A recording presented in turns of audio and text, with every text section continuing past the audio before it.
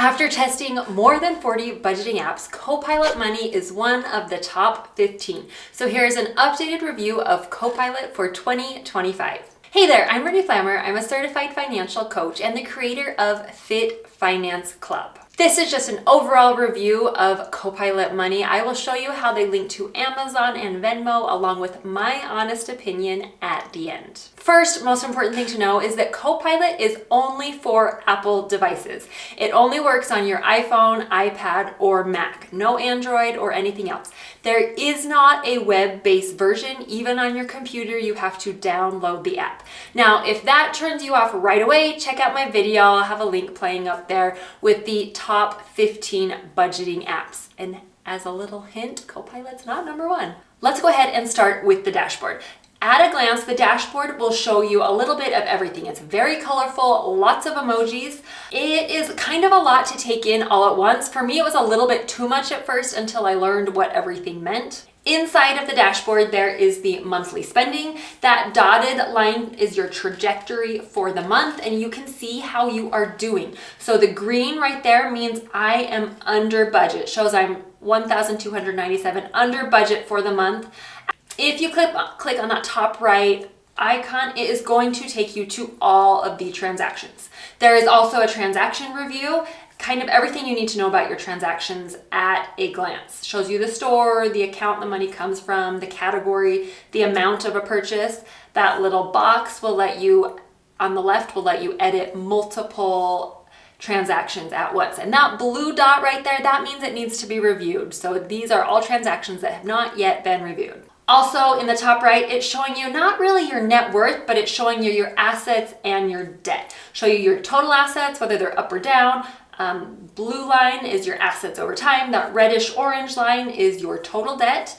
Down at the bottom, you can toggle between different time frames. So right here, it's showing you 1 month, but you can go from 1 week all the way to all time. And by all time, that means all time since starting with Monarch or with Copilot Money. It will also show you the top categories. Now by top categories, it means the categories you've spent the most money in. So the top one's the one you've had the most spending in down to the lowest. Green's good, you're under budget. Red means you've gone over budget. Orange means you're getting close, just like the stoplights. The green outline means it's a reoccurring bill, but it has not yet been paid. Also, it's going to show you the next 2 weeks. These are just reoccurring bills you have that are coming up within the next 2 weeks. Now, the transaction tab will list out all of your transactions with the most recent transactions at the top. There could be a little box with a letter inside of it. If it's an I, that means it is income. If it is an R, that means it's a recurring bill. If it's a T, that means it's a transfer. So just transferring money from one account to another. If there is no box with a letter in it, that means it's just a normal transaction, a normal expense. Then it's going to show you the store, so where you spent your money, and then the account that it's coming from. So whatever account you use to pay for that, whether it's your credit card or out of your checking account, and that's kind of grayed out. Then it's going to show you the category with an emoji. Now I am on the desktop app here, so it shows me the color and the emoji, and it also tells me what the category is. On the phone, you don't have as much space. It's just going to show you the emoji. And you can click on that category to change the category if it's not the correct category that you want. Now you can click on any transaction and it's going to pull up more information. It gives you all the same info that you already had, but also up at the top, you can mark it as reviewed. So we'll take that blue dot away. You can split a transaction. So if you went to Walmart and bought stuff from different categories, you can split it there. You can also mark it reoccurring. So it will automatically figure out your reoccurring bills for you, but maybe it missed one, so you can make one reoccurring. You can also change the transaction type. If it shows that it's an expense, but really it was just a transfer, you can change it up with those 3 dots. I'll just give you an example showing you how to recategorize something. Let's take a look at this Dollar Tree. It's showing that it's clothing, but it wasn't clothing. I put that in with groceries. So I'll click on it and I can choose between any of the categories, or if the category I want isn't there, I can create a new category here. But if I click it groceries, it's automatically going to update it. And on the right hand side, it will also show me similar transactions, so other transactions from the same store. Now, they also have rules, so you can create some customization when you change a category. Let me show you an example right here. I'm scrolling through and I find one Audible. This was categorized as shops, and that is not correct. Anytime it's Audible, that's coming out of my fun money because I purchased a subscription with my fun money. So I'm just gonna click on it and choose, there's fun money right there. I'm gonna choose the correct category, and it's gonna pop up giving me some options for rules. So I'm just gonna click on it, and it is going to let me categorize based on the exact match.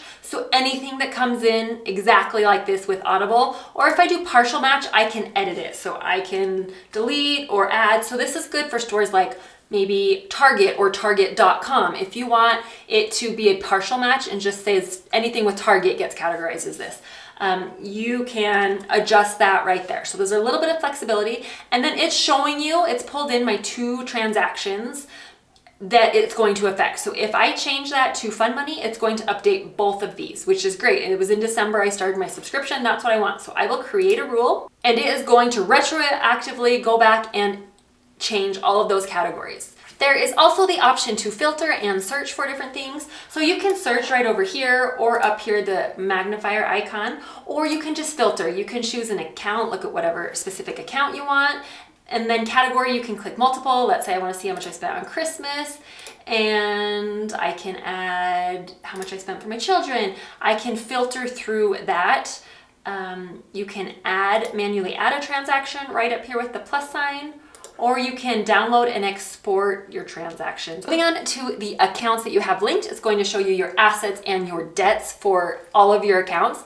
Below that is going to show you all of your accounts. It lists them by groups. It's got your credit cards, your depository, which is just a fancy way of saying your checking and savings accounts. It's also got your investments and then others.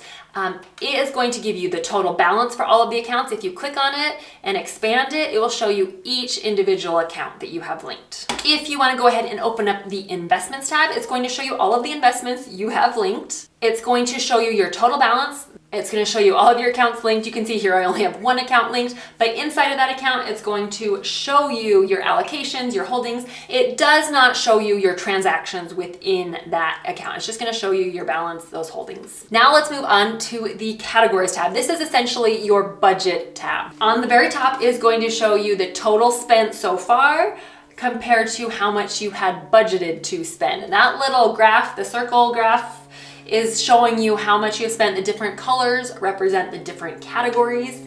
And also it's gonna list out your regular categories, and then at the very bottom it's gonna have your excluded categories. I kind of like you can choose certain categories to exclude. When you look at the categories, the colored dot represents the category or the group of categories. The spent is the dollar amount that you have spent so far this month inside of that category. Once again, you can have red, orange, or green. Red means you've overspent. Green means you're still under budget. If it's just an outline in green, it's a reoccurring bill that has not yet been paid. That hasn't come out of your account yet. Category, it will open up more information. So I'll click on groceries, and here inside of groceries, you can see I have spent $7 out of the budgeted $866. I can edit it by clicking, changing the color, emoji, the name. And if I want to change the budget, it's set at $866. If I want to change it, I can just click and drag it up or down, and it will change it for every month. You can see my spending history here, but in order for it to update, you have to click Save Budget. So as soon as I do that, you can see it will change the budget amount here. It's also going to show key metrics here, my average spending for the year, for the month, and all of my transactions along here. Moving on to reoccurring section, this is going to show you, when you click on it, it's going to show you how much you have left to pay this month versus how much you have paid so far. And that wheel is showing you, that blue is how much I've already paid and what is left. It's going to give you a list of all your reoccurring bills, and it automatically figures these for you. Like I said, when you see a transaction, you can mark it as reoccurring, but it's going to give you all of the details, the date, the category, the amount of the bill. On the right, that check mark means it has been paid already for this month, and the color is corresponding with whatever the category color is. If you click on a transaction or one of the reoccurring bills, it's going to show you more information, and you can update the rules and how often and the amount. And it will also show you those key metrics, which is pretty cool.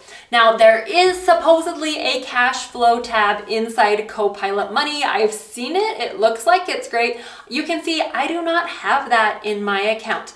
I updated, I had the most recent version. I reached out to customer support, asked them why I didn't have it or what I needed to do.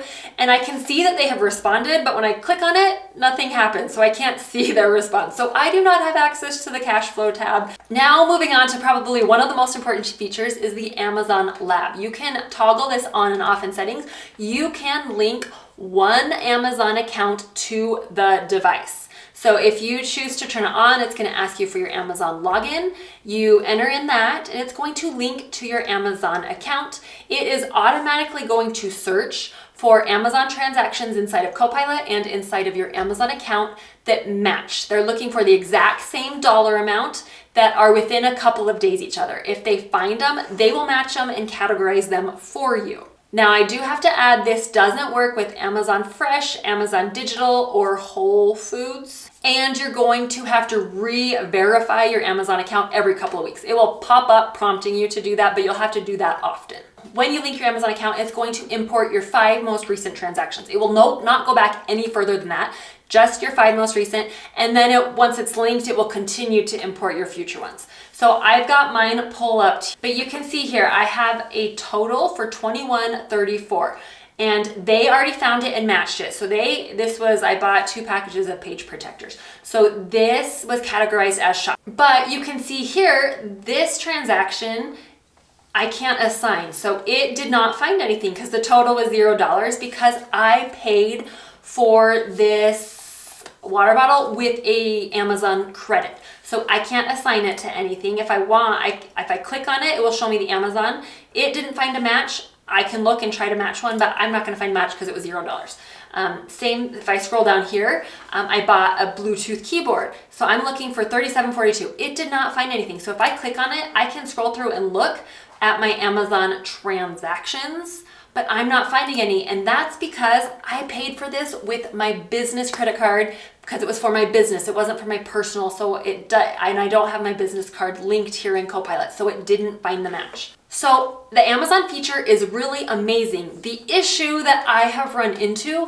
is that if you buy anything and then return it on Amazon, I usually just put it back to my Amazon credit. That does no good inside of Copilot. So if you're going to buy stuff and want to link your Amazon account and you ever return anything, return it so it comes back onto your credit card. That will simplify your life.